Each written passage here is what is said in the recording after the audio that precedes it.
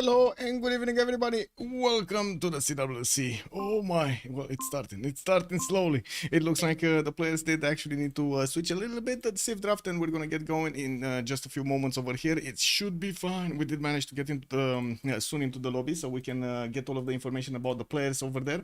And just as usual, everybody has something exactly at the last moment. So yeah, I did get distracted a little bit to answer all of those questions. Also, hello sir, good evening sir, and welcome. Closing, good Abend, my head, and willkommen. I did see also Muzras, good evening sir, and welcome. Indeed, we got the CWC starting. I do also notice Ponuki, bonsoir monsieur, et bienvenue. The Big Mono 85, good evening sir, and welcome. I hope you're going to enjoy the show with us. Takeshilev also, hello there sir, good evening. Get ready for the CWC. Muzras, thank you so much for the 100 biddies. Also, I do want to say Lancer, good evening, sir, and welcome. I did notice Armata Siracusa, good evening, sir, and welcome. Daniel Dingo, good Abend, my hair. Willkommen. And I do want to also say hello to everybody on YouTube that's joining us. I didn't actually see the chats over there, but I will. Papas, good evening, sir, and welcome. Also, moving troops in TW with Tyson. Yes, moving troops on pad over there is definitely going to be a problem, especially if you have a lot of them, right? Anyway, I do want to put up on the screen over here what's going on, because they did start to go through the map choices. We do have for them in this season 7 maps to go, and it looks like it's going to be Rich Islands, Inlet Sea, Lakes, Pangea East, West, Primordial, 7 Seas, and Tilted Axis. And we do have 3 maps on each side by the looks of it. Ulyss is going to be on the left, and we do have Bisous, the Chatons on the right side over there. Yeah, I mean, cat kisses, it definitely works.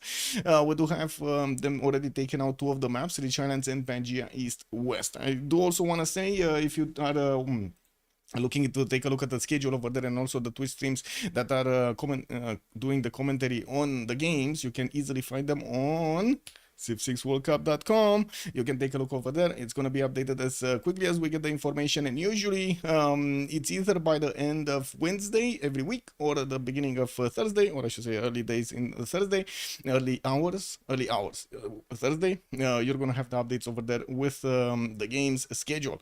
Let's take a look at what's going on here. It looks like they did take out another 3 maps. Primordial got taken out, Lakes got taken out, Pangea East versus West got taken out, until their access with the Rich Islands. So only a choice between Inland Sea and 7 Seas. I mean, to be honest, you've seen Inland Sea. It's a big fight on the coast over there. Big fight in that middle of the ocean. We're going to see if they're going to go for something a little bit more, hybrid, like 7 Seas over here. They might get some naval action going. They might get some land action going.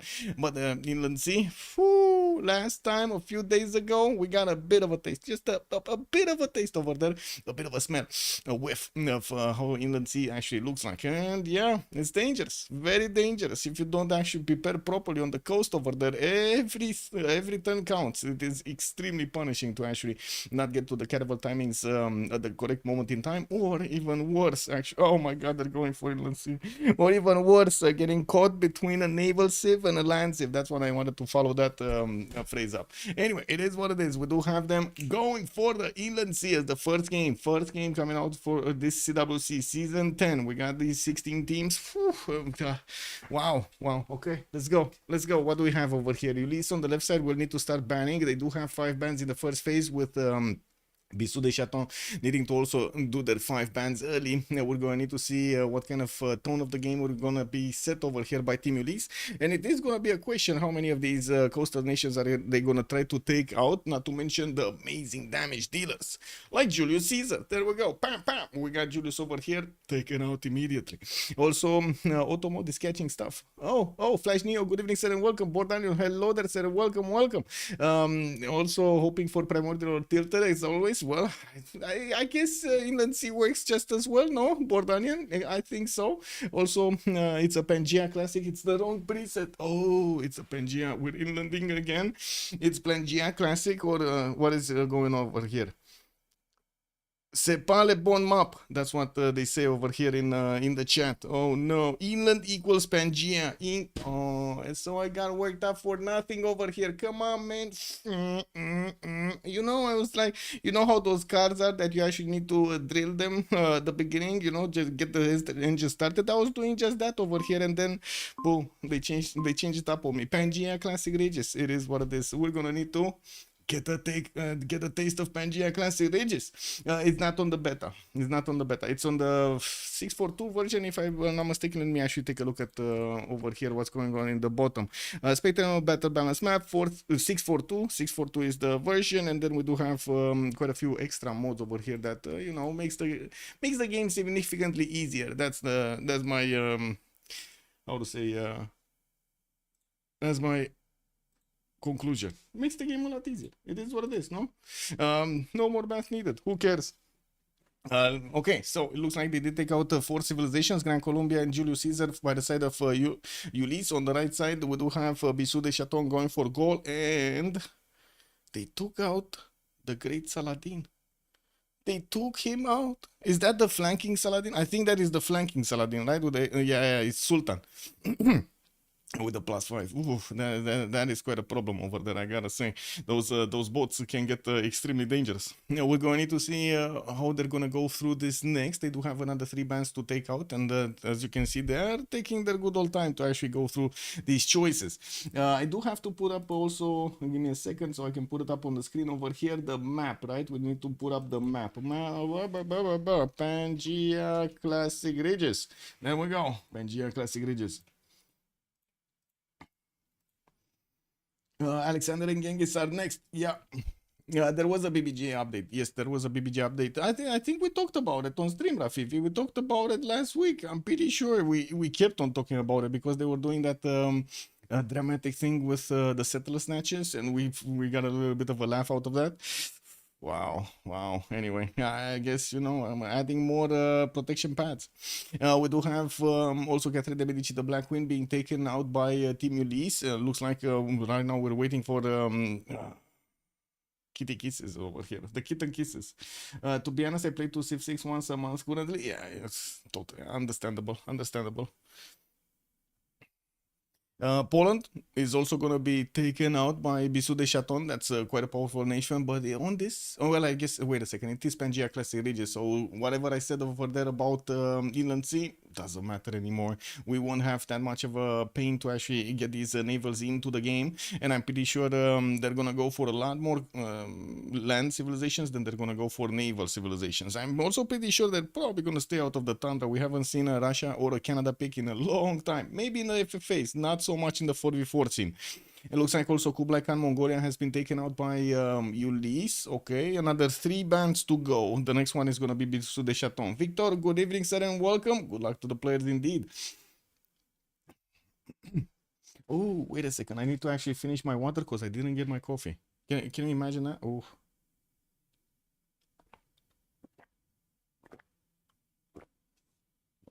And I do need to actually fix my screen over here. Sorry. Because this, again, the resize thing is kind of stupid on Windows. Okay, there we go. It was getting out of the screen, man. It was getting all over. It's splashing all over the place. Oh, whoa. Anyway, we'll see how this actually ends up. Now, still 3 bands to go. Looks like Bisous de Chaton running down the clock over here, and they're gonna choose Zulu with I would say actually very close proximity, and BBM actually changing a little bit the algorithm for the mountain spawns. I should say mountain generation. I guess it's more correct. It's correct.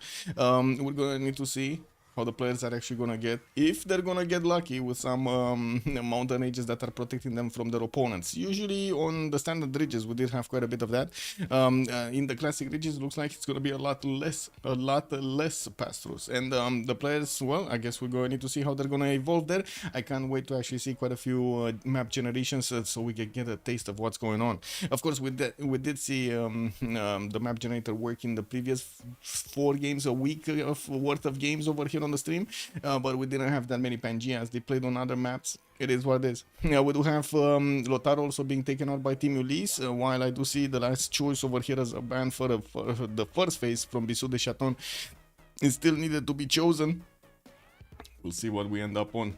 One between Tomanis, Alexander Genghis, and Lotaro will make it. Yeah, true. Yeah. I don't think we're gonna see a Janissary push. I would love to see a Janissary proper push, but I haven't seen a Janissary proper push in like forever. I think like a year and a half or something. We haven't seen that happen. We've seen Ottomans in the game, but we haven't actually seen the Janissaries actually getting out and booming their opponent over there. They were just chill. I don't know what happened with them. Now we do have also Trajan. So wait a second, the trademark logo of Bisous de Chaton is gonna be picked up by Team Ulyss instantly, not even thinking about it. Have you seen that? Not even thinking about it. They banned, once Bisous de Chaton banned Rome Trajan, and of course both of the Roman personas got taken out, immediately Genghis Khan comes out to play, and we're gonna need to see how he's gonna fare with those kishks against his opponent. I gotta say, Bisous de Chaton are not letting themselves be pushed. It looks like they're gonna pick Macedon and Scythia. Yeah, I think we know where this is going, guys. I think we know where this is going.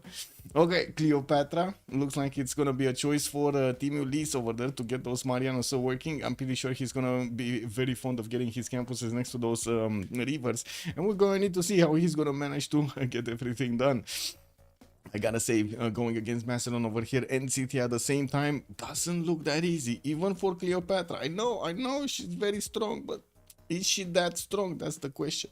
We do have another two bands to go from each side. The Bisous de Chaton on the left side, on the right side, and Team Ulyss on the left. We're still waiting. We're waiting. They need to pick in order, or I should say in sequence over here. 1, 1, 1, 1. So slowly waiting for them. Another 3 minutes and a half, and we're probably gonna see them picking up the next row of civilizations. I wouldn't really say they have a lot of gold to go by right now, even though at the beginning of the game, okay, maybe you do manage to get by over there. During the mid game, when you need to start upgrading, when you need to actually invest quite a bit into your army size, especially on the Pangea classic ridges, you kind of need the gold. And I do see Coupe is also going to be taken out by Bisous de Chaton. I would imagine they're going to keep on going and taking out these civilizations that do pack a punch, a serious punch, and there are quite a few of them still remaining in the game over here. I'm actually quite surprised we don't see Matthias Corvinus being tickled a little bit. But anyway, I'm pretty sure we're gonna see also. Wait a second, we got both Byzantium nations still available. Theodora and Basil is still available. What does it mean, Pangea CR? It's classic ridges. The mountains are everywhere. They don't spawn according to the continent placements. So usually in real life the mountains actually grow because of the plate tectonics that are interacting with each other, and not to mention volcanoes and so on. Well, in classic ridges they don't care about that. They just spawn randomly on the map everywhere. Now I do see Uzetian is also going to be taken out by Team Ulyss, and we do need another 2 of these civilizations to be taken out before we're going to get to see the third choice on the board from Bisous de Chaton. Also, I see Cat is actually quite chill. She's very chill. Ptolemy, yeah, we got Ptolemy in the game. Second choice over here from Team Ulyss. Well, I guess, yeah, it is what it is.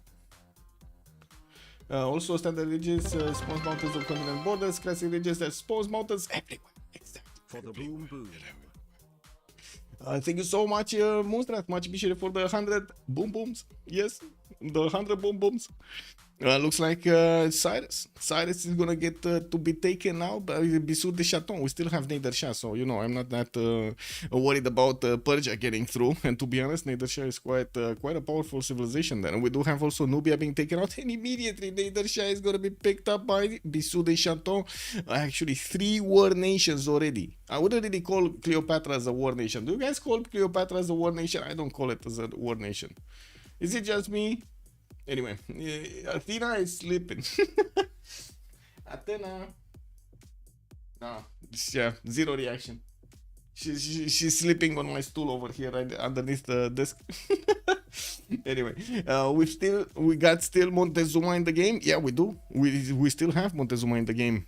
Actually, there are quite a few of them in the game. Like Montezuma with Matthias Corvinus, Melik the second. We got Hojo still available for them to pick up. Gandhi, we've seen him do the damage very very well. I guess the last time we actually seen him in the game, his land kind of got a lot of green over there. Not sure if it's a good one, but we still have Basil the second for those tagmas, and I'm pretty sure it's there. We go, Basil the second, man, getting tickled over here by the side of Ulyss. Okay, that's the second War Nation. Are they gonna go for a third? Hamish Smith, good evening, sir, and welcome. Chandra Batriu, did we see Batriu? Where did Vietnam go? Not even Malm is playing Vietnam. This is very awkward. Like, Malm was one of the first ones that really liked Vietnam over there and did min-max as much as possible.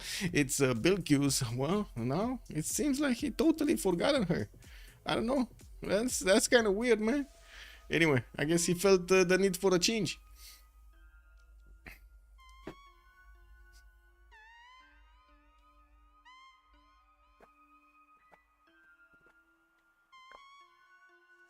Be right back. Let me put the coffee on the brewer.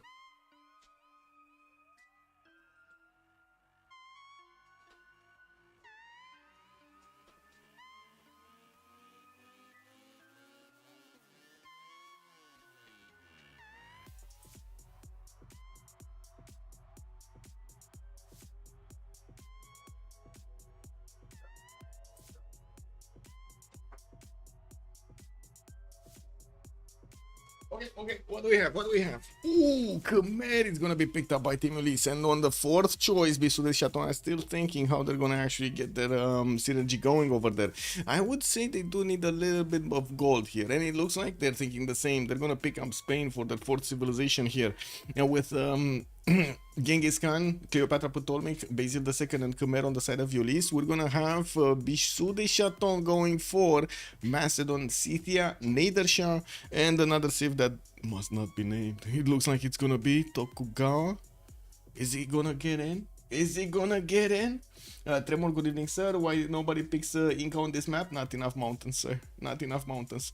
And it looks like Tokugawa is gonna get in. Well. The last time he did make quite a bit of a big splash, I would say, no? So, yeah, we might see the same thing today.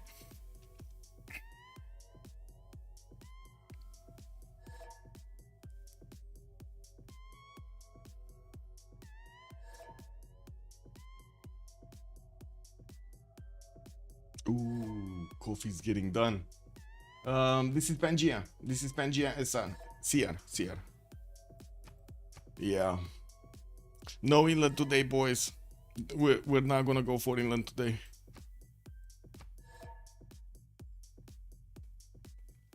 I'm trying to switch slots with Zebed. So wait a second, I'm switching slots with a bed? I did. So, how does this work? Christian Watch, also good evening, sir, and welcome. Yes, indeed. Let's see what we're gonna have today. I do have to say there was a bit of an update for the smart timer. It is a little bit faster, just like we've seen. Well, I guess it's not really like the land, but it's very close to the land timing. It's quite a bit faster than the other timers that we use in the CPL Premier League. We're gonna need to see if well, they did get into the correct places. We do have a Rom with Distoria, Alexis Kremp, and wait a second, I don't see Liege. Is this Liege no ping lag? Oh, this is Liege no ping lag. Got it. Oh my god, he actually has ping lag. Did you see that? This is probably his second account over there, and he named it Liege no ping lag. I'm pretty sure this is his second account. Anyway, I do see Rom is gonna go for Genghis Khan. I'm gonna talk about that bug a little bit later. So Rom is gonna pick up Genghis Khan. We do have Firespace that needs to still get a civilization here. ETPI is gonna go for Tomenes. Distoria is gonna go for Cleopatra Ptolemaic.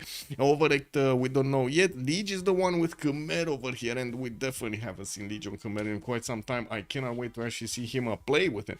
I don't know what Yongal is doing here, but I guess he just wanted to poke his head into the lobby over here and just say hello, peekaboo. Bonsoir, monsieur, Eco Supreme, hello, and welcome.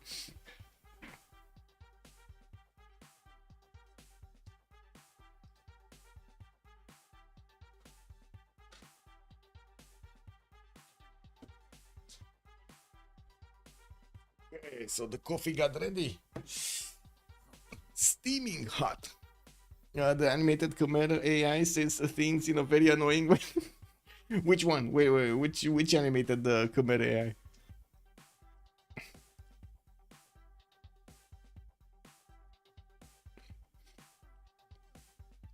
Ooh, Alexis Krem coming out to fight. Basil the second is gonna be his choice. Well, is he gonna pull a JR on his opponents over here, or is he gonna manage to actually get that crusade before his opponents are gonna take some? I gotta say, we don't really have nations here that would actually go for holy sites, right? We got on one side basically two of them, Basil the second and Khmer, while on the other side, I wouldn't really say TPI with Tomeris is gonna go for holy site again. We did see that before, but it's like you've seen, it's kind of slow.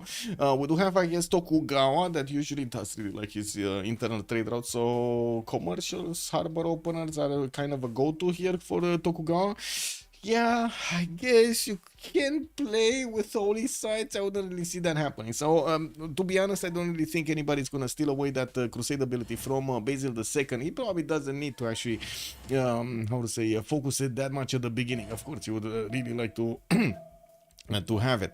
We do have the game started, and it looks like a Firespace 83 over here from Bisous de Chaton is gonna pick up Alexander on the top slot from their side. They really want those generals. They want the priority for the generals. You've seen that at the beginning the 4 fighting nations are there, and I'm pretty sure there's gonna be quite a few encampments being placed on the map. Well, by the looks of it, we're getting into the game slowly. We got the beautiful picture over here of Big Gilga, and we're gonna need to see how the map is gonna be generated. Let's put up the remap prediction. They do have, just as you know, in the other tournaments over here, they do have 10 turns to go until they're gonna get the option to start a vote and see where are they going. Who will how many remaps? 0, 1, 2 submission period for 10 minutes. We got it onto the map, and we're gonna need to also put up the team labels really quickly here. Team labels, there we go. Team labels. On the left side we got BDC, and on the right side we do have Team Ulyss. There we go. Quite a long team, quite a special team over here. There we go. Got him. Also, is Ulyss the favorite for this map, or does Chaton have a chance? Well, that's a good question. We're going to need to find out together. We haven't seen them play against each other that much, and they definitely want to get you know, their A game going today. We're going to need to see. Maybe Ulyss is underestimating their opponents. Maybe Bisous de Chaton is going to get an opportunity here. We don't know yet. Where are we going though? Are we going left or right? Where are we going to start talking? Also, Musref was mentioning Diva Way, the Civ leader, when you play against it in a single player game. Ooh, they did that to Genghis. Ooh, that's kind of sad. Anyway, the animation cutscenes are basically in a mocking manner. Ooh. Anyway, let's go left. Looks like we go left. Okay, Overact over here. Overact. Where is Overact? See, on the coast somewhere. Yeah, there we go. He does have a river to get that fresh water from. Some fish in the water, one with a reef underneath it. More settlers towards the north. Ooh, really like the banana settle. We do have him probably wanting to go for commercials here rather than his harbors. He does have quite a few lakes, and he does have coastals to actually settle on. I do see this tobacco, for example, that could be an interesting spot, but no fresh water. So I would imagine he's going to want to benefit from all of these rivers, and we might actually see him going for commercials here. We do have Tokyo just settled, and looks like he's also going to have on the right side Persia very close to him, and also Tomeris. Oh my god, he has two bodyguards to let him sim over here behind him. Pokrovka to the north, and then Zebed over here to the right side. Mashad is going to get his scout out in 3 turns. He does have an array of stone tiles there. Uluru on the southwest to actually get those extra culture points and faith points from the beginning, and even a desert settle. Why not? Could actually go for Petra over here quite nicely on the Uluru if he has the production and the time. He will have an opponent. It will be Khmer over here, but I gotta say, oh my god, is this gonna be the map? This is Liege between 3 opponents, guys, and it's not 3 weak opponents. We got Macedon here, we got Scythia here, and we got Nader Shah here. Are they throwing Are they throwing Liege under the bus? Look how offensive he is over here in the middle of the map. Look at him go, man. He's like smack in the middle of the map. Incredible. Anyway, Mashhad is gonna have some rivers in the south for the fresh water, and of course, from what I do see, going north and going northeast towards Khmer is probably gonna be a choice, or I should say, it's gonna be a requirement, not a choice, to actually get more cities. We do need to see how he's gonna also fare with the trade routes. Pokrovka can definitely settle on the same coast as CAD and get coastal trade routes with Persia, also managing to settle on these on this lake. There could be also Japan that gets to poke in his little finger over there in the water.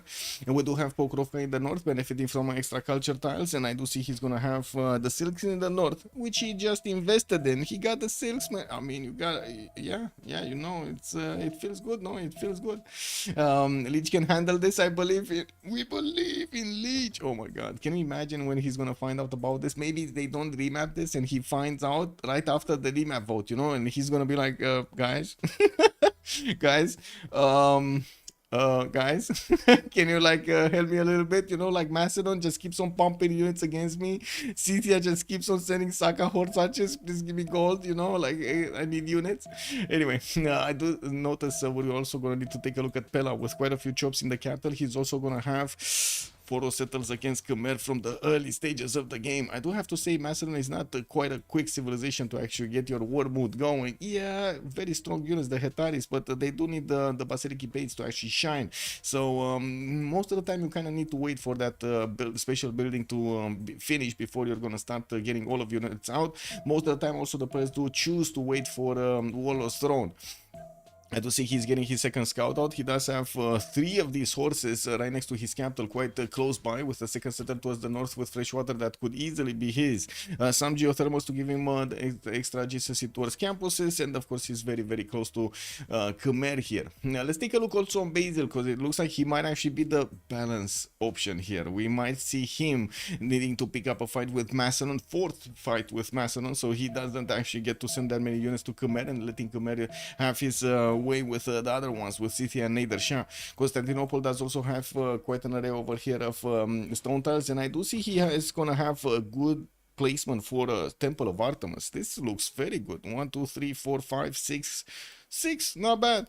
7 actually, if you get it over here. 7, 9. Ooh, we got more. We got a lot of pastures and camps. Not very nice. Very nice. Temple of Artemis here, Alexis Kreb. You might want to get it. He has some rivers in the northeast and also in the south to get his extra settles going, and I'm pretty sure he's going to want to follow settle past that fidget spinner rig that he has over here, so he can get closer to Big Macedon and put up a defensive front. We do have, as you can see, quite an open space between him and his allies to the southeast, and from what I do see, the mountain ranges are kind of putting a bit of a dent in his scouting abilities here towards Macedon. Uh-oh. Okay, Khmer might actually find all 3. He might find all 3. Just check this out. He sent a scout to the north. He sent a scout warrior to the west side. Sent a scout directly south and bought a 4th scout, third scout from the Angkor Thom city. Okay, well, Liege over here is also going to have some picks to get the extra gold from. Not bad, especially since he does need to actually get quite a bit of work done over here with his military units, and will invest quite a bit into his holy sites. The extra gold is very welcome. Now, we do have also Macedon managing to steal one of the builders of Rapa Nui, getting his warrior in a precarious position here, but I'm pretty sure he can get out of there. Did he pillage a tile? He did pillage the Moai and got the faith over there. He's going to get to pick up a pantheon quite quickly over here. He's already on 10 faith. He's gonna need to get another 2 points, and boom, he's gonna get that pantheon. I'd also notice he's very close to actually meeting Khmer's scout here. We're only 2 turns away from seeing the remap vote, and I do see also Scythia is coming close to the Khmerian warrior. We do have Persia that's probably not gonna get to meet Khmer. Actually, I don't know. Did Khmer move this time? He didn't move. He might get onto the May style. Oh, he wants to move T-tile? He's going right in between the scouts. Look at this, he's going right in between. No, he's going south. He still doesn't see this. Look at this. Persia, look at that. He doesn't have the vision, the extra vision.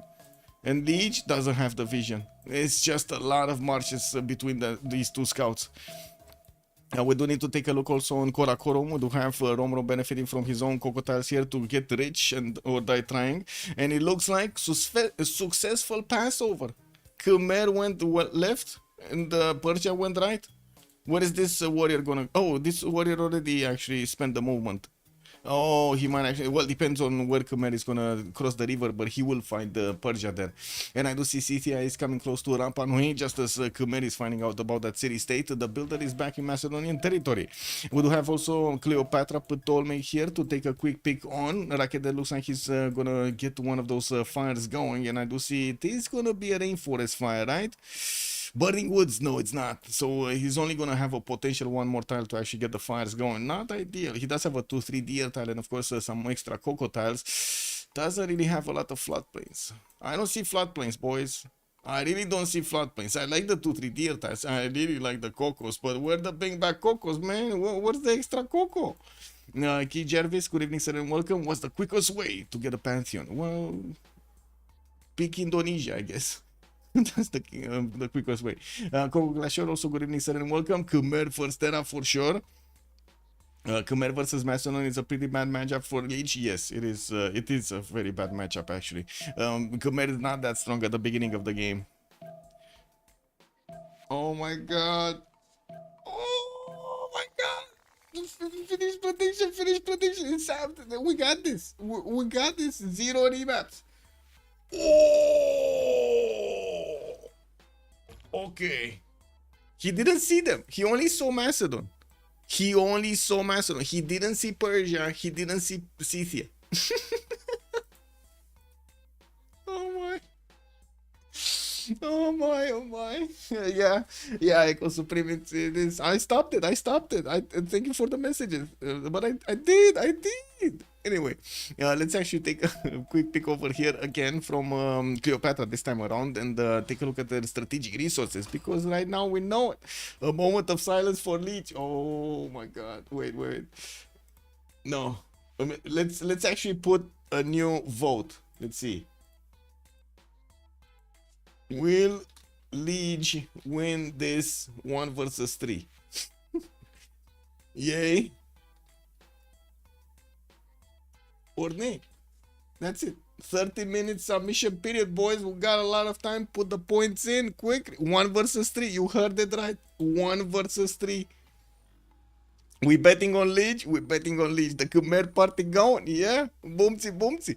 Okay, so it looks like we do have Historia here getting his settler out in 3 turns. Of course, he does have another 2-3 deer tile because of that forest fire activating. He's gonna get another settler on the 2-2 base, and we'll get adjacency to another cocoa tile. We do and deer tile, not cocoa tile.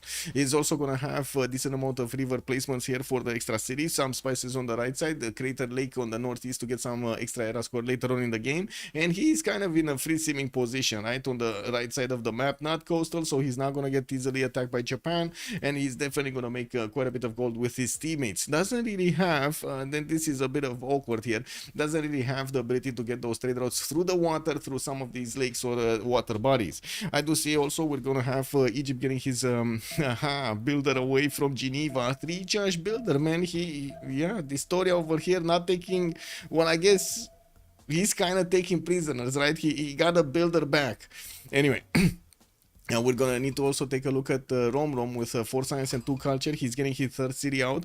I do have to say his cocoa tiles do not benefit from the extra production on them, and by the looks of it, he's also gonna work on his monuments to get that culture going. With settlers that can go towards the north on the cattle, so he gets the extra food going. Not to mention opening up this rice settled northeast on the lake. He's also gonna have quite a few chops, a lot of chops. He's also gonna have the visibility over Persia on the western side, which I would imagine he's gonna try to get to help Glitch over here get that 1-3-1, 1 versus 3-1. What does win here? I think he's gonna win the game. He doesn't die. No, he needs to survive until the end of the game. Basically, that's what I mean. It's Leech versus 3 of his opponents. Well, I guess it's Leech plus all of the gold of his allies. And the strategic resources and amenities and their good thoughts and prayers over there against his 3 opponents. We will see. We will see. Also, that geothermal site is a Civ6. Which one? This one? I mean, it's an easy +4. Did you see another one that's kind of weirdly placed over here, like in a land like this one? I guess even this one, it's a +3. Right? Come on, man. All legions surrounded by his fear and dead men. Oh my, oh my.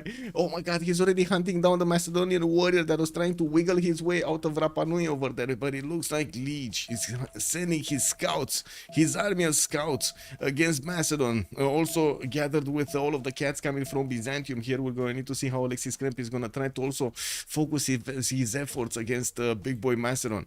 We do have Angor Wat and Angor Tom working on their holy sites. It looks like the third settler is also coming out from the capital city. He does have horses in the capital with iron tile. What is the iron tile? Beep, boop, beep. Is this the iron tile? I guess it is. There's no other iron. I mean, there's no other tile that iron could be on. So this should be the iron tile. Okay, yeah, I guess it's iron underneath the holy site. Now we do have him also getting a slinger in the northwestern city, so he can get defense going against anything that Macedon throws at him. Nothing much right now. It looks like also one of the Persian warriors will get through the rivers just about as the settle is coming out.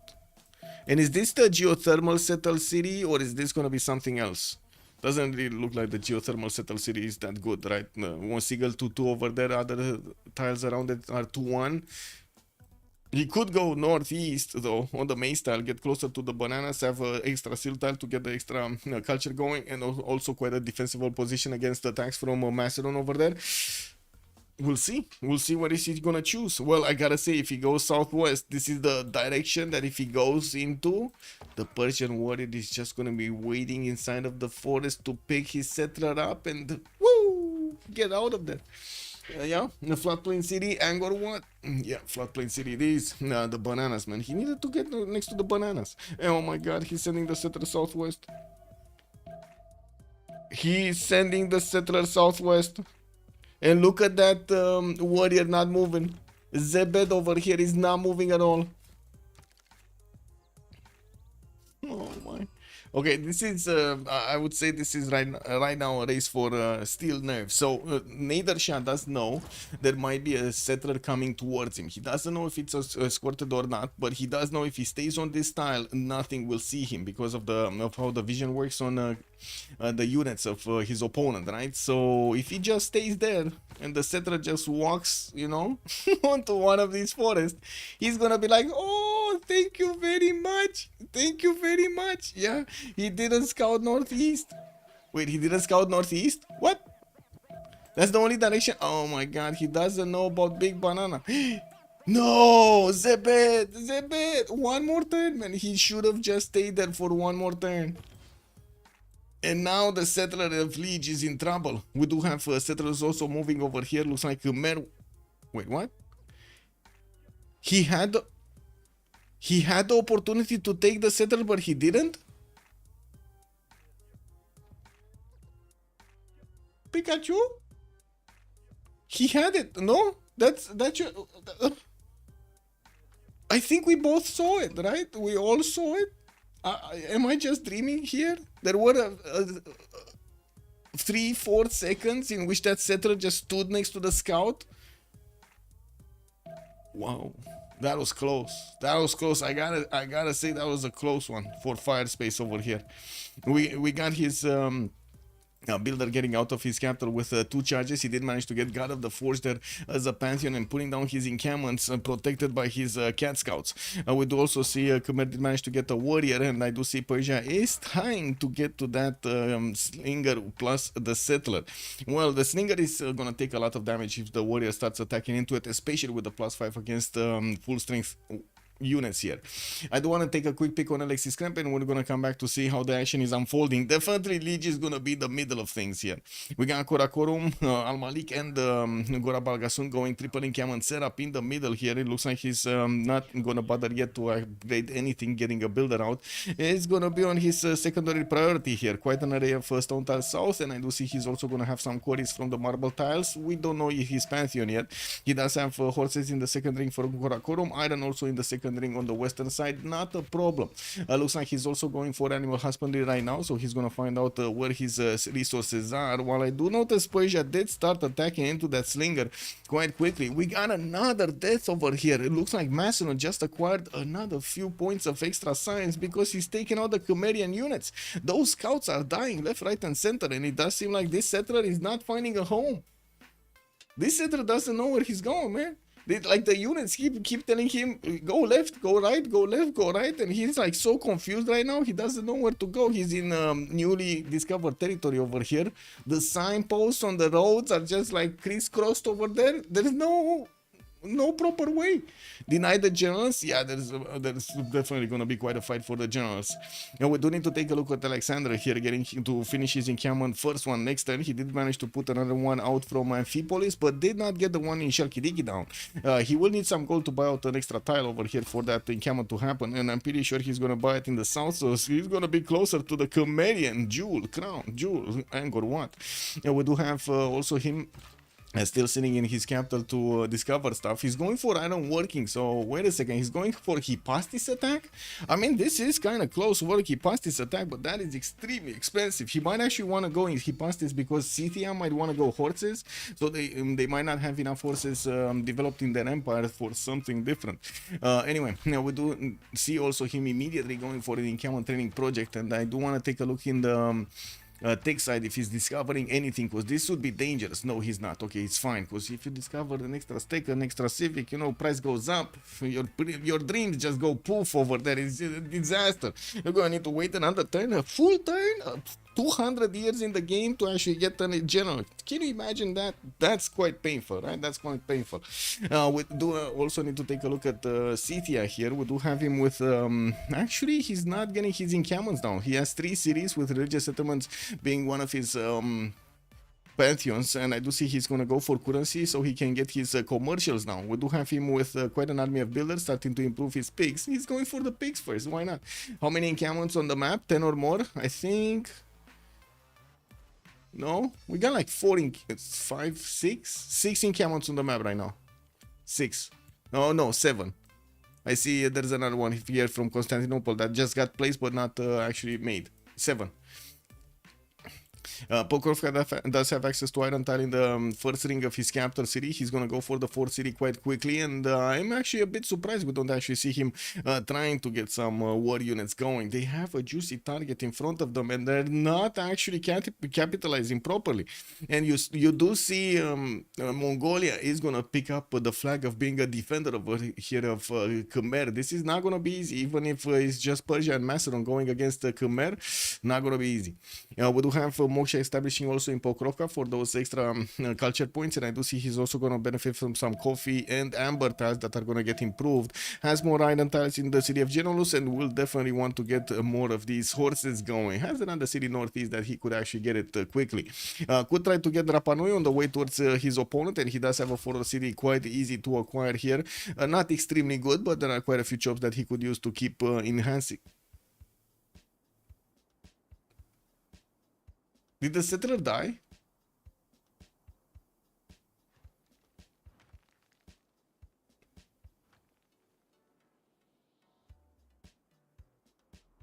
How? How did the settler die? And it's, oh my god, is this actually considered that he lost the first city?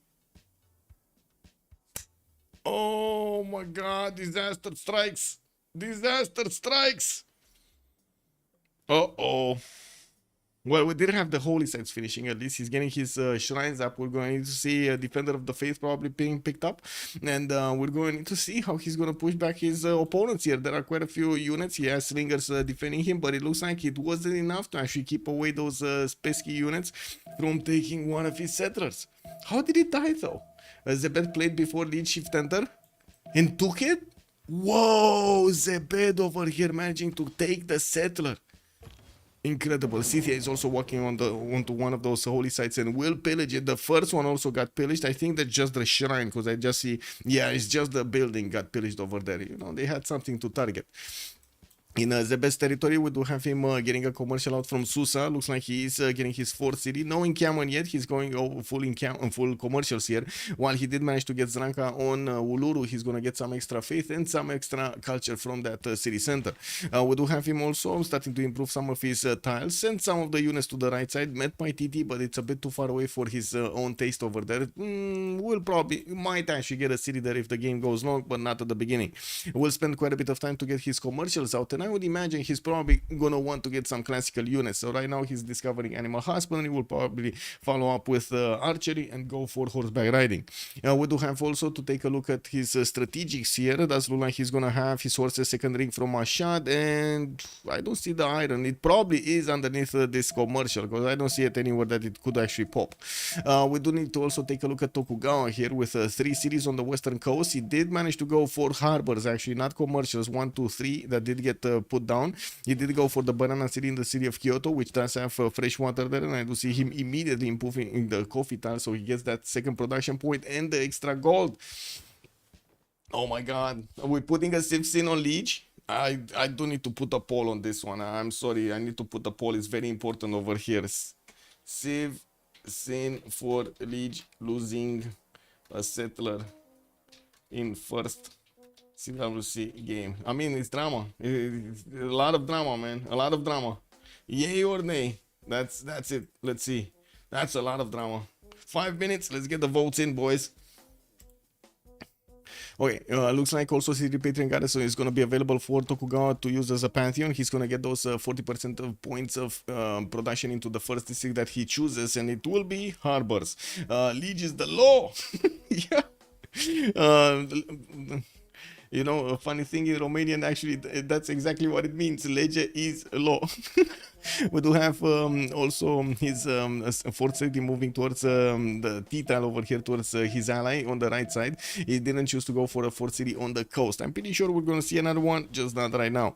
We do also see him following up with lighthouses from the newly built harbor, so he gets his trade routes out as quickly as possible. While he's right now on 9 science and 8 culture, he's already making 16 gold points a turn. But do you see Distoria? He's on 19. Looks like 4 city Distoria over here is starting to get his commercial goal going. Already 3 of them got finished. 4th one working from Iunu, and he did just choose Monument to the Gods as a pantheon. He's gonna go wonder building over here.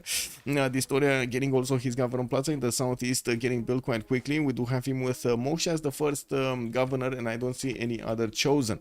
We do also have a first religion of the game. That's gonna be Eastern Orthodoxy, with choral music and tithe being chosen by Byzantium. He's gonna get the extra culture on his shrines and temples, and he's also gonna get the extra gold coming from his cities converted to his religion. We do also see his holy sites are still getting built. He did manage to get 2 of them. A 3rd one is getting out from Nicaea. Put down an encampment, finished the encampment, did not go yet right now for these general points. We do have Macedon just 1 point away from recruiting a general. That would be the first general being picked up, and that's going to be Burica. Mongolia is making also projects, 25 out of 30. Byzantium, only 1 great general point a turn.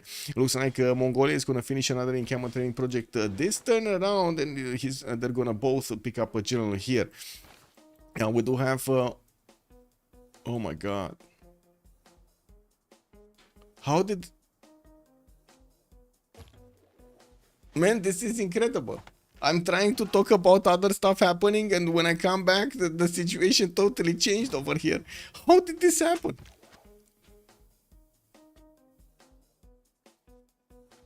Well, at least he's getting a builder next turn, and this warrior doesn't have movement right now to attack into it. You know, there is a chance that Khmer is going to get out of this. Does this warrior have movement? It does. Oh no. Oh no. Oh no. I mean, he can move here, right? 2-1 and then shift enter on the 1-1. But it's still not going to put it under siege. They would need a unit southeast of Angkor Thom. But still, 2 warrior attacks into Angkor Wat and maybe one of these slinger attacks. That's going to finish the job, man. This ain't the map. Yeah, this ain't the map for Liege. I don't know. I don't know. Well, yeah, that's a problem. That is a significant problem. I would say that is a problem. He's getting Victor. He already established Victor. And we do have the warrior of EDPI actually going for the wheat tile. Okay, let's see. Macedon is just going to keep that warrior there. Took out that other warrior. But why, ETPI? But why would you go there? he needed to be on the 1-1 because he wouldn't have had to deal the extra damage from the river against the city center. You do see when I hover over from the warrior attacking into the city center, there's an extra +5 there. That is a, you know, extra damage that you could have actually went around. He could have just moved on the 1-1 and there was no slinger that could have attacked into him anyway. We do have archer technology also available right now, and we might actually see him choose to do it. There is a universe in which this city might actually die completely if Firespace is gonna have the first click of the day here, because he can last hit. Yeah, he can last hit the city of Angkor Thom, which is gonna let it be very low HP, and then next turn, if he just suicides the unit inside against the city's walls, we might actually see Scythia with enough damage to take it out entirely. If he would have been on the right side of the river, it would have been a lot easier, I do have to say that. We do have also a general here popping out for Leech. Looks like he's going for his holy side projects to also get oh no, he didn't attack. Okay, I guess it is what it is. That's it, guys. The city of Angkor Wat is done. There was a way to take this city. No more. Looks like we're gonna have Liege over here managing to get his Great Prophet, and we do have some Mongolian scouts actually picking up the defense here. Persia also trying to get some vision over what's going on. General also Burika did get picked up by Mongolia, going for Ancestral Hall, not Warlord's Throne here, and plugging in Pingala in the city of Kora Balgasun. We got quite a few builders also coming out from him, and from what I do see, Macedon is fighting off the Byzantine cat scouts into the north of Pella, so he doesn't get onto his very important iron tile. A Civ6 for Leech. Oh my god, it actually went through. We need to put the Civ6 on the board here. Civ6 for Leech. We got the counter moving from 0 to 1. He lost a settler, man. First CWC game, lost a settler. Does he get the religion if the holy site is destroyed? No. Or wait, what do you mean? If he's getting the religion if the holy site of another city where he didn't actually activate the Great Prophet, yes. Let's see the religion. Islam, work ethic for, of course, the production from the shrines and the temples. Defender of the faith for the extra +3 on the combat units. Well, we do have him also getting an encampment from Angkor Wat, got one from Angkor Thom, and chopped those projects, and right now is fighting off the Scythian warrior. That is a bit too close for comfort, and he will not survive the next wave of attacks here with the archers managing to get those experience points and the extra damage on them. I'm pretty sure the archer is just going to be overwhelmed. Now, we do need to see also if encampments are going to come out from Persia or Scythia. Looks like neither of them are actually going right now for a general, and that is gonna be a bit problematic. Looks like they're leaving Macedon to fight off his southern opponent over here, Liege. Well, I'm pretty sure Firespace is extremely excited to do this. We do have also a few more pantheons being chosen. Looks like goddess of festivals here for Mongolia to get the extra culture from his improved plantations. We did talk about Byzantium, but we didn't mention the pantheon. He went for Earth Goddess. From what I can see, he has a lot of faith coming out from these charming and breathtaking appeal tiles, and he's getting also another encampment training project from Constantinople, so he has a chance to pick up Trungtrak. That would be the fourth general, the final general of the first stage of the game, of the classical one. Scythia did go for religious settlements. Okay, extra production towards settlers. Fifth settler already out. He does have one extra settler over even Egypt, but I do have to say Egypt is going to finish his Temple of Artemis here or in a turn, and from what I do see, he's also starting to place down his campuses for those extra eels. There we go. Chop it, chop it, chop, chop on the Temple of Artemis. We're 1032, so the players are starting to actually make use of their Golden Age bonuses, and we do need to take a look from Tokugawa. Pembrashe voice on his side, 13 science and 27 culture, and we do have him plugging in magnets in the city of Okayama, or he did get that city on the tobacco tile, while I do see Tokyo is going to go for Moksha, and has quite a few builders running around to try to get the improvements. Now, we also see him following up with his upper opening with a holy site in the city of Fukuoka. Gonna try to get a religion over there, so he denies Basil to have like +6 or +8. We also do need to take a look at Nader Shah right next to him, trying to get a boat out. He did choose a Penbrush and Voice Golden Age with 11 science, 25 culture, and 25 gold at 10. He does have 41 points of production, while I do notice Japan is starting to get his scouts past the cities of Persia. We're going to need to see if they're going to manage to hunt down the Mongolian lonely warrior here. There is a slinger trying to be extremely heroic over here, hunting down the Romromian warrior. Looks like Romrom doesn't care that much about it.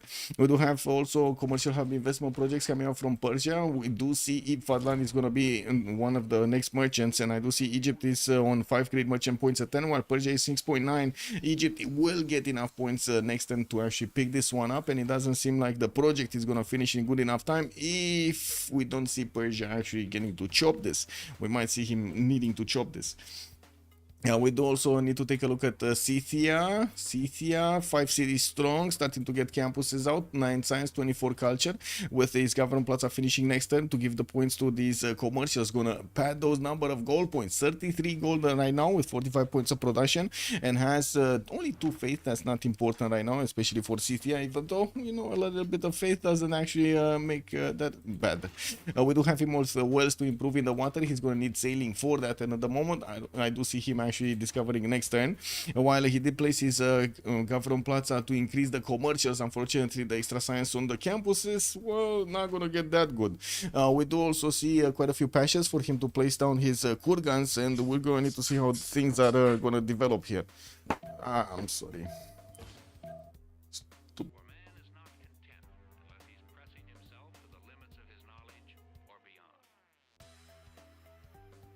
There we go. Stupidity calls. Anyway, we do have to take a look on Alexander. Let's see.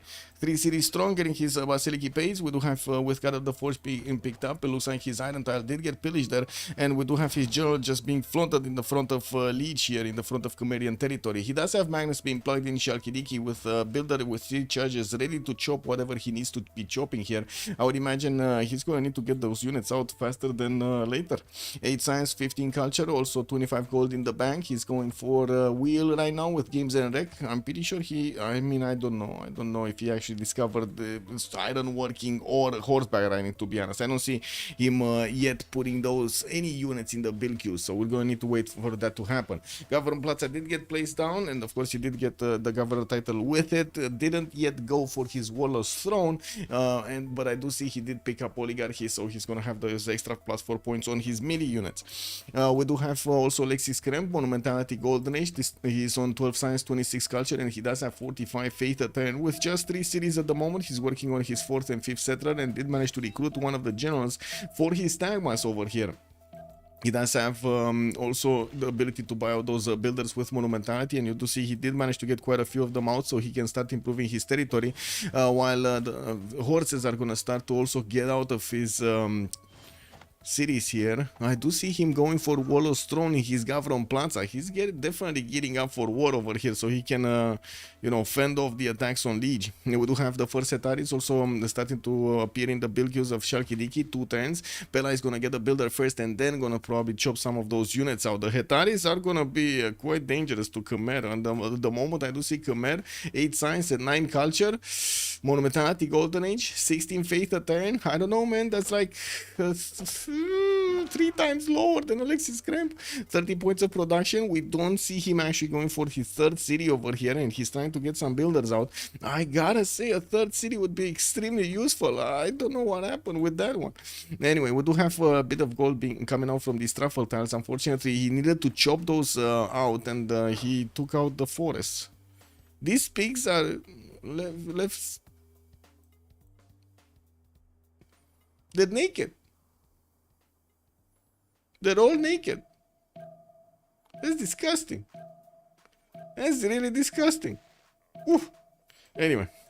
Oh well. We got an exploding volcano here that might just get mad and take out that Macedonian slinger because of the pigs. No, there were some arrows actually. The arrows actually just made wait, a bit of a portrait over there of the slinger.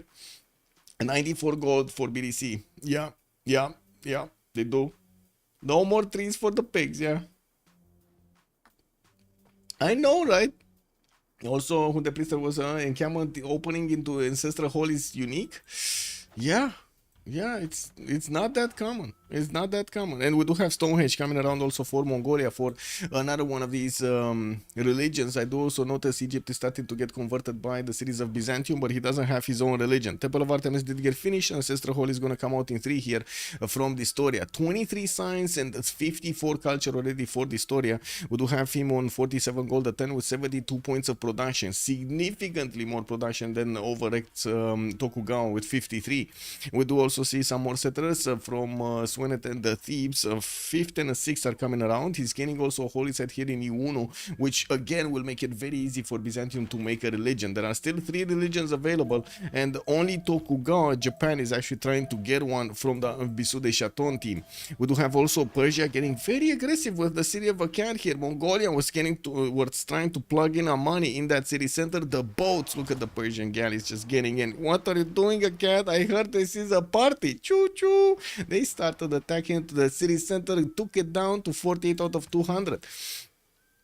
We do also need to take a look on Mongolia. What do we have here? The triple encampment setup. One General Burika getting 4th and 5th city out, and I do see he did plug in 2 of these campuses right next to those encampments. He does have 26 science with 40 culture, using his government plaza to increase the adjacency of one of the campuses to a +3, while this one in Korabalgason is only +2. Did get one of the religions with the Great Prophet coming out from Stonehenge. Zen meditation and sacred places for him. Not bad, not bad. He's still getting something. Also, Coco was saying Mongolia went ancestral. Ancestral hall. He actually went ancestral hall. Look at this. Yeah.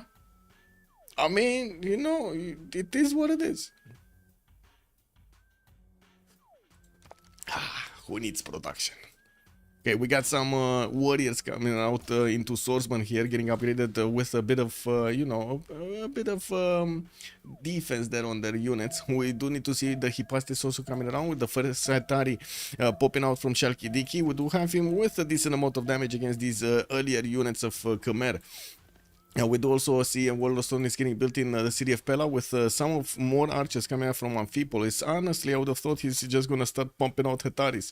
But anyway, the Hipastis is gonna get out quite quickly. This swordsman is actually in a dangerous position over here, getting to expose his front line to archers from Macedon. And of course, the Hipastis coming around are not gonna be easy pickings. We do have this Hipastis actually very good unit to attack into the city centers, and he does have a bit more strength than his opponent here. We're going to need to see if Khmer is going to manage to get a lot more units out. He does have another warrior that he would want to upgrade, but he doesn't have the gold. He's going to need to get some gold from his teammates. Now, this is the moment the Historia just needs to keep on giving. He's going to be like every turn. Yeah, you take the gold, you take the gold, you take the gold. He's just going to run out of gold very quickly there.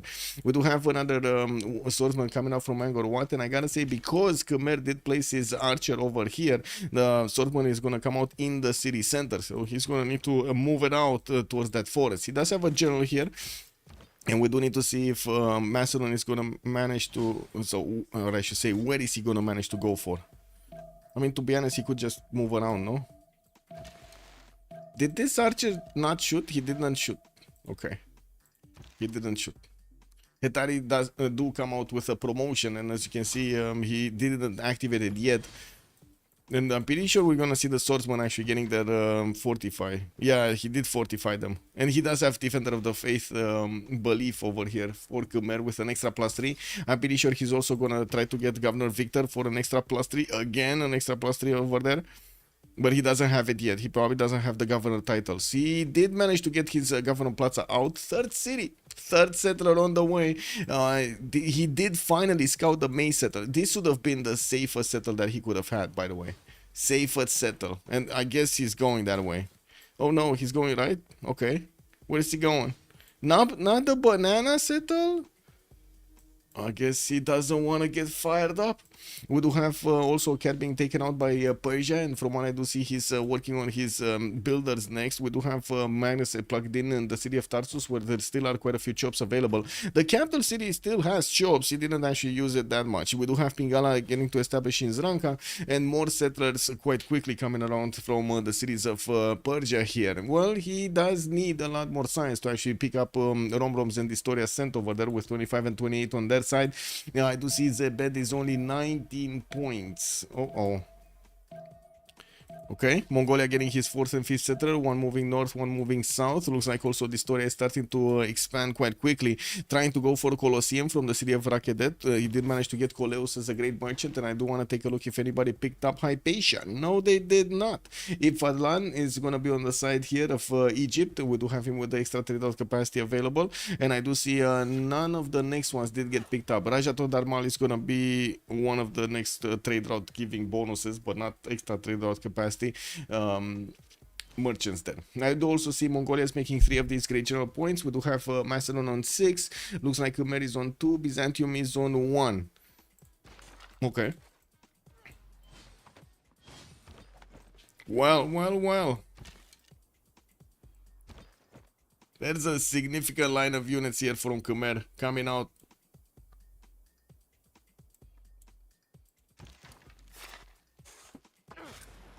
But this swordsman might just die. That's the biggest swordsman he has, no? I think so. +6 support bonus. Of course, this Hetari could just keep on attacking into the archers and double shot them. I do see he did get the charge promotion, so he's getting an extra +10 against these units that are in fortified. We do have some Hetaris also getting on the right side because Byzantium did get Thessalonica right in the face of Macedon here. Alexis Kremp is going for his engineering in 110 and started pre-building heavy chariots for those tagmas. We do have him trying to expand to the east side to get onto the same rivers over there as Egypt. One I do see he's also getting 6 settler actually coming around from Edessa with hippodromes already discovered and starting to get into the build queue. So I'm pretty sure Macedon here is going to have a bit of an issue getting there. Now, we also do see Macedon did not actually manage to do the damage against the Khmerian defense. And I do have to say, these Khmerian archers are in the prime position. Like, this one can shoot, this one can shoot. I think so, no? This is a plain seal. Oh, so okay, this one cannot shoot here. Only this one can shoot. Okay. Not enough damage against the Hetari. Well, he did manage to take out one of the swordsmen here, and as you can see, the Hippastis do not have enough strength to go against the next line of units. The forest is actually going to stop, and that's one of the reasons that Khmer is actually choosing to put this defense, so he doesn't allow the Macedonian archers to do too much damage to his units here from the get-go. We do see them slowly eating away the Khmerian health, but it's not that big. We're also gonna have coastal trade routes between Persia and Scythia. I gotta say, if Scythia would have sent a few Saka horse archers, this would have been gone, dead. He didn't even need to flex that much. Just a few Sakas, just a few horses. That's it. Like 5-6 Sakas, easy peasy. You get them with place of a lot of Kurgans, you get them with faith. He does have 62 faith actually right now. He could buy one Saka. One Saka, one horse. He could get it. He's not getting it. Anyway, ADPI here also gonna want to get a few more settlers and has all of his builders coming around with the feudalism timing. Now we do have also Japan managing to get some of these admirals because he's the only one that actually went harbors. Got a horse, and from what I do see, he has candy to actually eat in the southwest. Ooh, eating candy all day. Did this prophet? Okay, he did manage to get a religion. That's the 4th religion of the game that's going to get activated here. Looks like we didn't have Egypt getting it that quickly. He did finish his holy site. Didn't go for the great prophet projects. Oh no, he is there. He is there. Oh, excuse me. He just needs 2 more 10s and boom. Egypt is also going to get to recruit a prophet. That would mean Byzantium is going to get a +8. Oh my god, Byzantium +8, guys. They can get +8 on Byzantium. I would say they're in trouble. Right now, I would say Bisous de Chatons is in trouble. Can we put up the prediction for who's going to win this game? What do we have? Choose an outcome?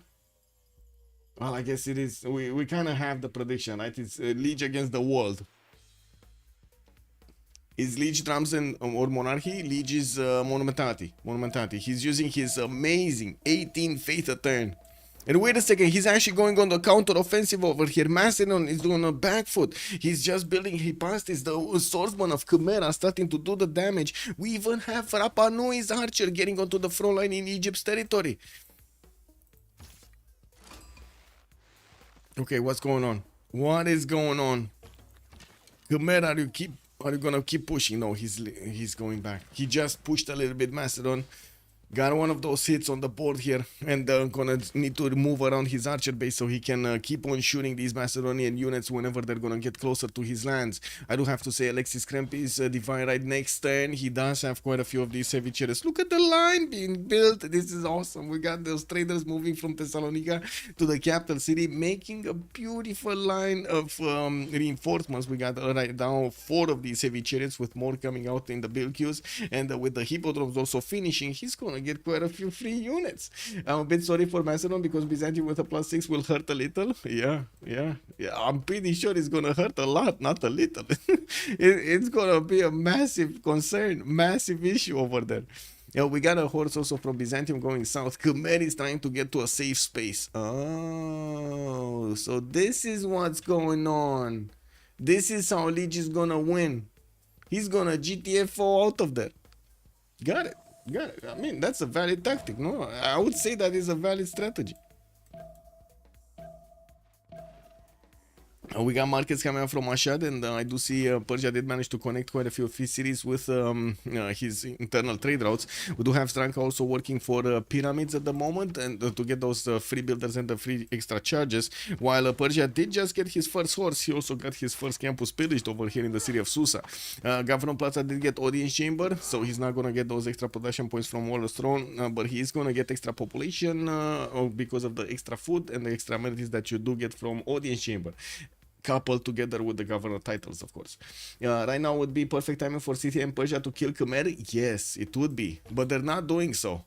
We do see Scythia did actually buy one single Sanka horse archer, finally actually put down one of his encampments here. He does have 27 science with 38 culture, and I do see on 69 gold a 10. Getting attacked by Rapa Nui. Man, Rapa Nui is everywhere. Rapa Nui got so mad at the beginning, like he got one of his builders stolen, and since then Rapa Nui is just holding a grudge on the cat team. That seems like a bit of a big grudge over there. Anyway, we do have Khmer also retreating back into his borders. His archers on the front line, and Leech just paused. These stop pause. Oh my god, Alexis Kremp upgraded Tagmas, guys. Oh my god!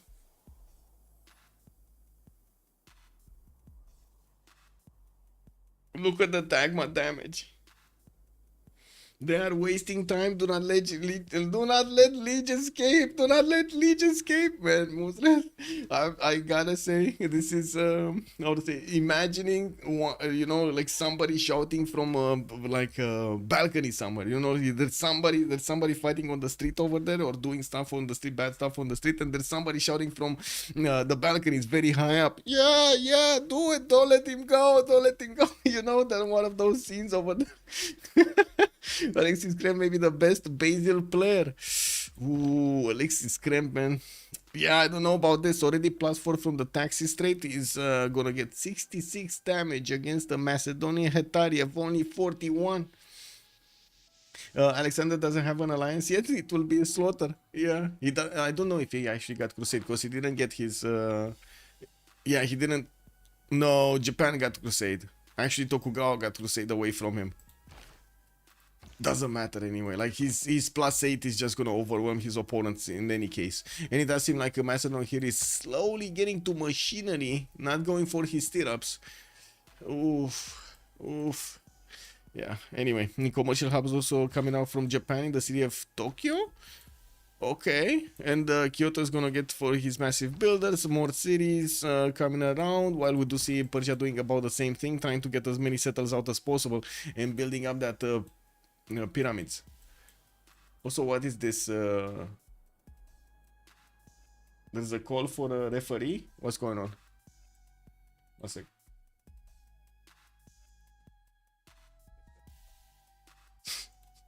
Oh my god.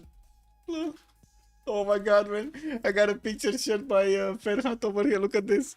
Look at the face of Leech. This is the face of Leech when he lost a settler. This is the face of Leech when he lost a settler. It must be the face of Leech when he lost a settler, no? It must be. Amazing. Yeah, oops. I think that's a big oops.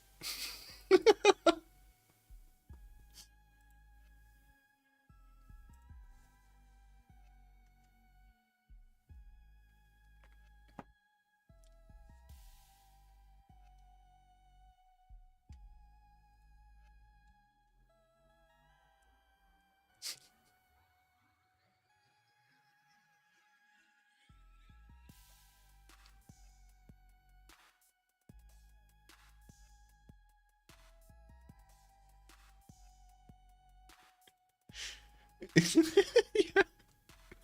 I don't know what's the ruling all about here, but I do see them in the channel, no? Give me a sec. Yeah, we do have a referee in the channel over there discussing what's going on. He knows we have called him out for a Civ6 in the very I see. He cannot evade that anymore. Yeah. Amazing.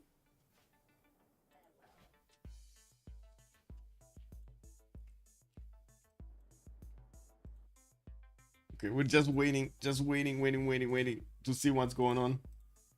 Also, Harry, good evening, sir, on YouTube. Alison Doka, good evening, sir. Leech is getting bullied indeed. Also, why does Leech have 2 cities? He's getting bullied, sir. Harry, he lost one of his settlers early on, and since then, he barely got to build another one of those settlers and trying to get away. Look at him trying to get away over here because he's in between 3 opponents. Has Macedon to the north. The other 2 opponents are not actually getting units out. Well, not right now, but he knows what's happening.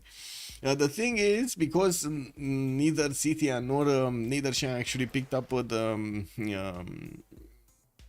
responsibility to go against the Khmer after in Macedon's initial attack, Macedon is just gonna fall and die. I mean, these Tagmas are not gonna take any prisoners here. I would be very surprised if we see these Tagmas actually take prisoners. Leech isn't getting bullied enough. Persia and Scythia being very lenient with him. Yes, I feel the same. I feel the same. He's left alone over there. Let me actually switch to his stream. Maybe we get does anybody know what's going on his stream? As in, what's the talk with the referees? Give me a second. I don't want to pop in over there, but I can pop in over here. Il était déjà spread. Elle était déjà spread. Il m'a spread et moi là j'ai fait un lieu saint pour lui donner le taxis. J'ai claqué mon prophète, sauf qu'en claquant le prophète mais en créant pas la religion. C'est pour ça que je t'appelais, parce qu'on l'a déjà testé en teamer. Ça lui donne le taxis. Et là moi toute la game je vais avoir le pop-up quelle religion vous voulez. Mais lui il a le taxis gratuit quoi. En fait qu'il est à convertir. Le check du I really love the light setup on Leech, by the way. Love it. Oui. Est-ce que j'ai une religion dans la ville? Oui. Ville sainte. Et là, en fait, vu qu'il a so anybody can tell us what's going on? You hear nothing? Wait, what? Wait, really? You don't hear? Oh yeah, you don't hear. Well, I don't know why not, to be honest. I have no idea why you don't hear this. Check. I guess you do need to take a look at his stream over there. Some bug being exploited. Oh. Okay.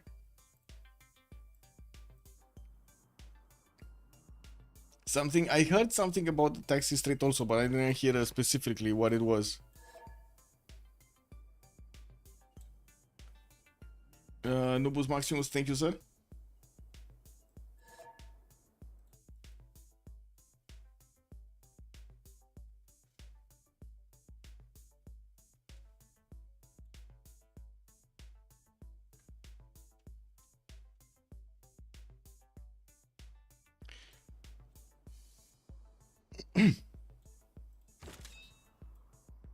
Man, this damage 66 against the Hetaris 41.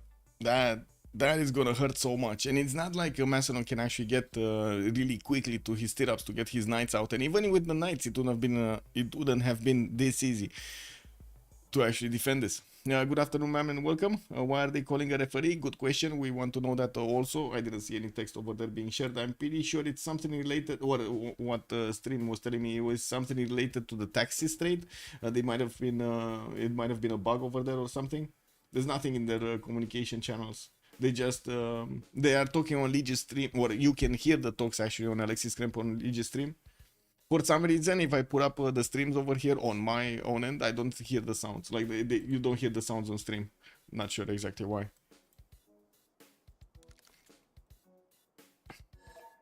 Okay, they're ready. They are ready. Was there a referee calling out? No? I don't see anything over here. Yep, there we go. Anyway, we do have Byzantium starting to actually lash out. I do see two of these Hetaris did try to plug the chokes from the side of Macedon. We do have also these Tagmas that did just get upgraded, and I do see he does have some more heavy chariots that will need to get upgraded. Now Byzantium is putting one of his horses in danger, so the Macedonian Hetari does attack into it. He will get the Tagma to finish the job soon. He does want to get also his general. Whoa, there we go. Already starting to convert his opponent's cities. He doesn't have Crusade on him, but this is gonna hurt. Look at just the horse, guys. Just the horse against Hetari. Full strength Hetari. Horse, almost half HP. Horse is 48 strength. Boom, boom, boom, bam, bam. We got the Hetaris dying left, right, and center. Firespace doesn't even know where to send them to be safe over here. And we're also gonna see Governor Pingala starting to add those science points here on Firespace. You see, he's in drums of war. He just managed to get his crossbows out, but to be honest, I'm not sure what he's gonna do with them. We do have Khmer coming from the south with his own units and trying to put more pressure on the city of Chalkidiki. You do see Firespace kind of clumped in his units over there as quickly, as close as possible, as tight as possible on the city of Chalkidiki, so he doesn't let Khmer push him back. But how is he gonna finish with the Tagmas? Like, look at this, the Hetari trying to attack into a Tagma. He dies. It actually dies, man. Yeah. Also, Distoria used his prophet but didn't create his religion, so he had the taxes. Oh, wait. Distoria, you mean Egypt? Oh, but he did create his. Oh, I see. I see what you mean. I see what you mean. I see what you mean. Interesting. But he did create his religion right now. Divine inspiration with mission Nazir. So because he didn't, he activated the prophet but didn't actually select. I see. Makes sense, makes sense. Basil time came early. Yeah, looks like we're gonna have over here Alexis Krem starting to get through the Macedonian cities very quickly. He's probably gonna follow up the attack against Scythia with stronger units, while he's gonna eat through the Macedonian defenses with no defense. I wouldn't call this a defense. Even Liege is lashing out from the south over here, getting his swordsman right in the face of the Hippostasis of Macedon, taking hits from those archers on the defense here from Firespace and managing to get enough experience points to upgrade. And we do also see Persia. I did not put down an encampment, so he starts, so he cannot actually start to get general. We do have him placing down a few more encampments, and he's on 28 science with 40 culture. But I do have to say, Rom is already 39 with 51 culture on the side of Macedon, 246 on the side of Mongolia. 6 cities already, while we do have Persia on 5. I do see campuses and the orders are coming around from him as the next build queues, and he's getting the intel agency already done in 110 in the city of Karakorum. We did have him also managing to make a religion for his ally to actually convert him. At the moment Byzantium didn't buy out his extra missionaries to send them towards the south. He definitely needs a little bit of faith for that and will need to bank it up. He has 200 right now, could actually start buying towards those missionaries to send them towards the city of Karakorum. We also do need to take a look here on the side of Japan, getting 2, 4, 6, 7 cities out quite quickly. He did manage to settle Upsunor Hollow towards the south to get some of those extra faith points, not to mention the Erascore from settling close to it. We got him starting to get his aqueducts on the map, so he gets those extra adjacency points in the housing for his city centers, not to mention the industrial zones, or I should say industrial zone, and then for the city centers. Never mind. Pingala did get established as a third governor. We do have Magnus in the city of Fukuoka, where he did manage to establish a religion, and he does have quite a few chops for him to start getting this. I do see also Colosseum got finished on the side of Distoria with Monument to the Gods. He does have an extra perk to get these wonders. He did also get a religion in Iuno, which was the subject of actually all of that debate over there earlier. And I do see Swenete starting to get his theater squares down. That's a pretty poggy-woggy theater square. Look at that +7 over there. Your face when Rom is not Rome. Okay. Yeah, we do have Racket also getting a market out in 2 turns. Looks like we're gonna have some more industrial zones coming up from the southern cities of Egypt, and I'm pretty sure the gold per turn is pretty good. 59 gold a turn with 60 science and 89 culture on the side of Distoria. Definitely getting matched over here by Tokugawa's 58 and 65. The problem is, I would call it Byzantium. This is a big Byzantium problem. We got Byzantium already taking out one of the 3 cities, only 3 cities of Macedon, and I do notice he's not gonna have a problem to go for the next one. So just bought a builder in Amphipolis and will start getting some promotions on these Tagmas.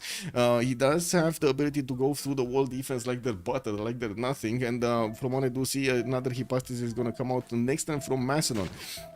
with the units of Khmer already punching through the initial defense of Macedon in the south of Chalkidiki, we might actually see a Liege managing to take a city from Macedon. Oh my god, this is going to be a massive comeback over here.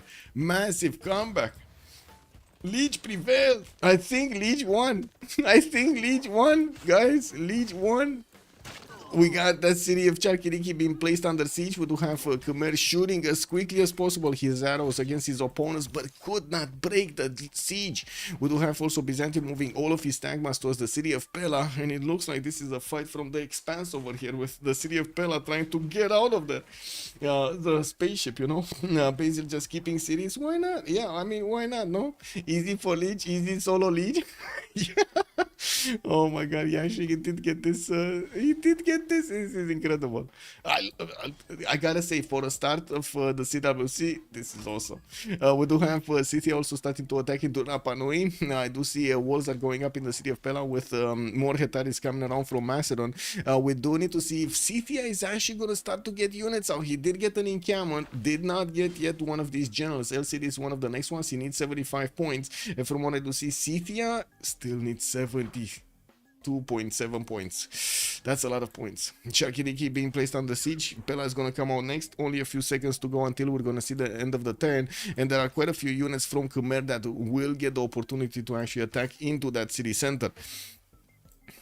More tagmas beginning upgraded from Byzantium. We don't have yet actually Kesheks coming around from the cities of Mongolia. Looks like he's feeling comfortable right now, that he's gonna be left alone by his opponent. He probably scouted out what's going on in his opponent territory, and he saw we don't have encampments being placed down. The first one is coming out from a CAD, but because he's now making training points, like regional training points, he knows at the moment there's no encampment there. We just had also Persia getting his first immortal. That is probably for the goldenish bonuses. Only 3 more turns until we're gonna get the next one. Oh my god, this is gonna be a fast one. Byzantium did manage to take out the capital city, the biggest capital city of Macedon here. Fire space is only down to the city of Chalkidiki, which is basically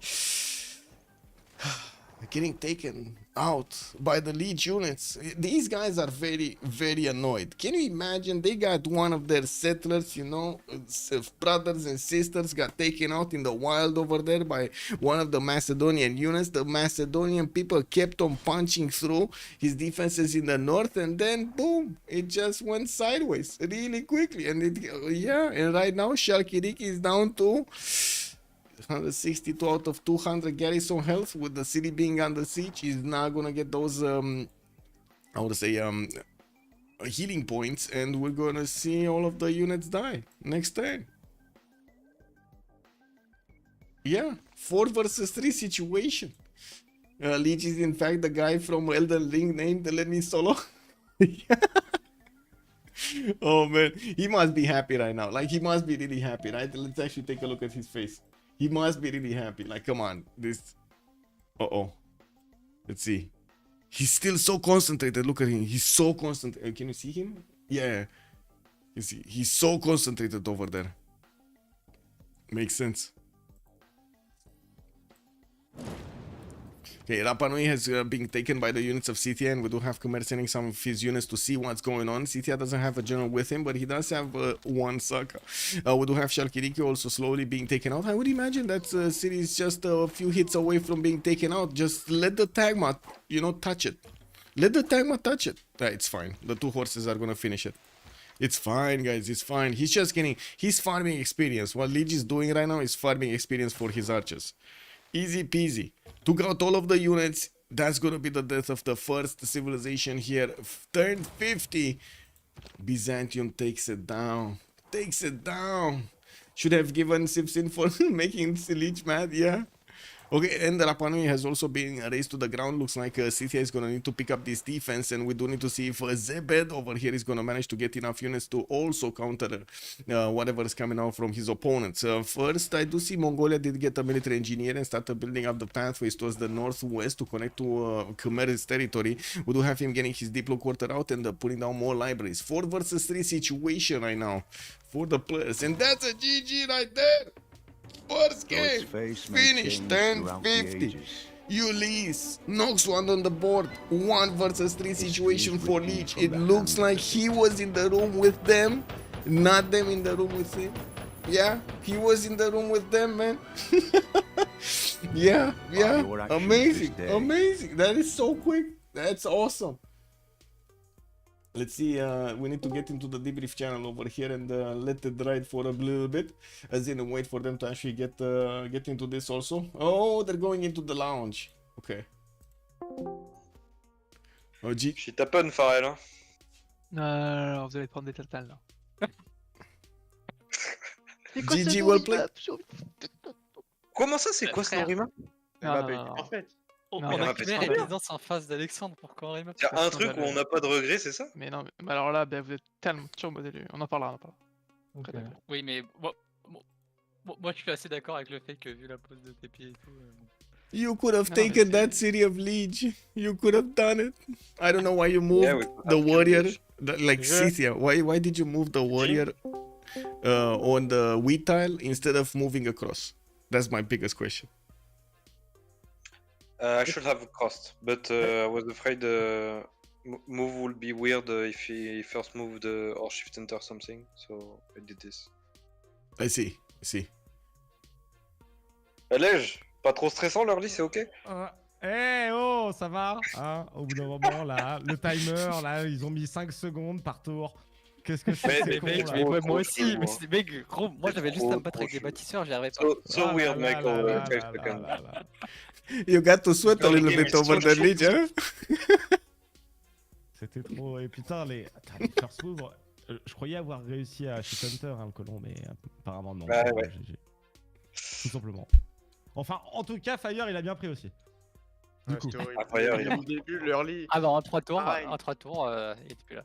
Petite question, pourquoi vous avez pas remap? Bah non, on était contents en fait. On était en mode il y a Khmer et Basile qui peuvent être impactés par Alexandre. On était trop heureux. Et Genghis Genghis loin, Tokugawa, Frissim, c'est bien leur map. Je sais pas, moi je la trouve. Je pense Non, mais qu'ils la map, ont envie- Bah ils le ont truc envie c'est qu'on que... soit explosé sur la map plutôt, tu vois. Bah oui. Eux, ils ont un Tokug qui peut trade qu'en interne. Fait que le Tokug qui soit Frissim, c'est cool, tu vois, mais ils perdent beaucoup d'avantages. Là où nous, on peut faire pas mal de thunes. On n'est pas touché dans la backlane. Et on peut taxis. C'est ça, tu vois. Bah on a beaucoup hésité sur le remap, mais le truc on a dit, en vrai, c'est la game, et en plus, on a des turbo spawns à part Alexandre. Vas-y, on accepte. En tout cas, on aimait bien, on était à l'aise dans nos spawns. Quoi. À savoir, moi j'ai eu petit ascenseur émotionnel. C'est God Spawn, into feu, je retombe à un de pop. Je dis bah c'est pas grave les gars, les positions elles sont trop bien. Je prends une hutte 2 tours après, j'ai un de pop. Non, c'était dingue ça, en vrai. Ah, on a pas fait on a choisi de pas technical. On a tour 6, il a perdu un point de pop, on a dit non, c'est les positions overall sont trop bien, on technical pas. Ouais. Non mais on s'est sûrement fait bait par Khmer et Byzance Front, mais... Surtout que...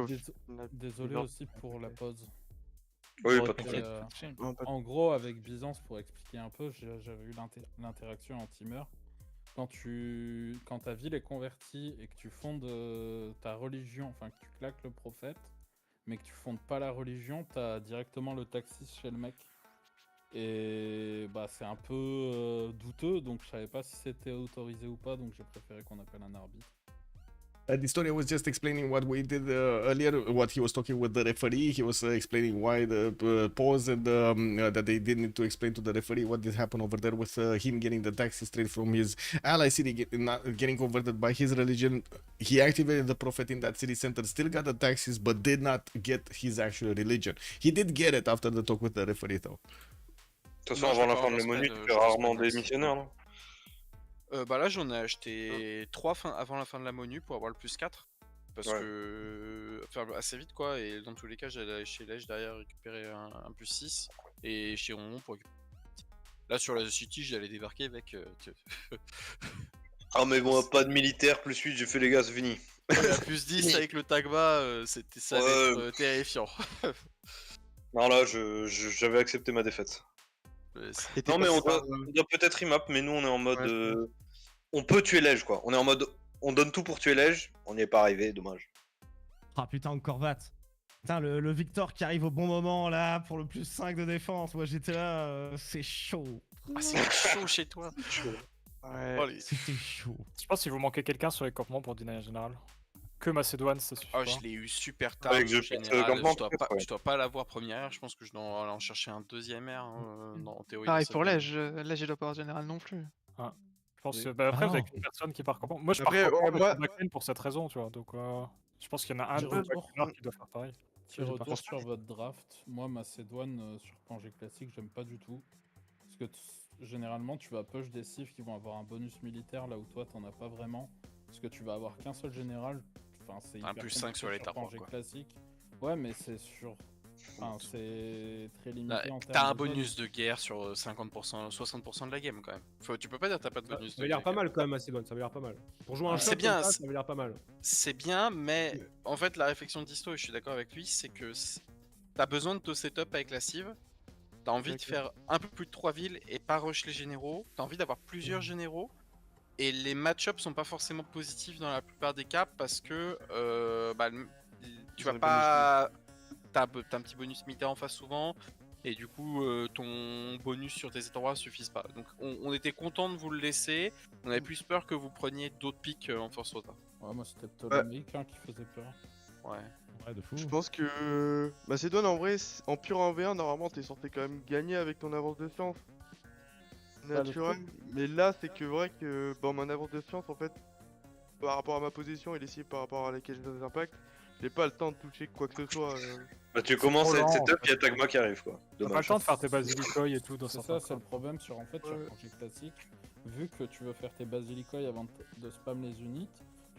Guys, I'm gonna stop it here. We kind of know what's the deal with this. I do want to send you to the next stream. You do have the results already up on the CWC website. You're gonna have also the next streams showing up over there. You just need to click on the game that you want to watch, and it will open up the pages for the Twitch streams and also the chat. I do want to send you to either Hash's stream or Marius. I think Marius, right? He has the fewer over here, so we're gonna need to balance that out. Have a good evening. Taking a look at Chillbro going against their opponents, TBD. Let's see who's gonna win from that side. Have a good one. Thank you so much for joining us. I do hope you're gonna enjoy this season of the CWC 10, and we're gonna need to take a look what will happen in the first week. Just a few days and a lot of boom boom. Have a good one. Bye bye bye.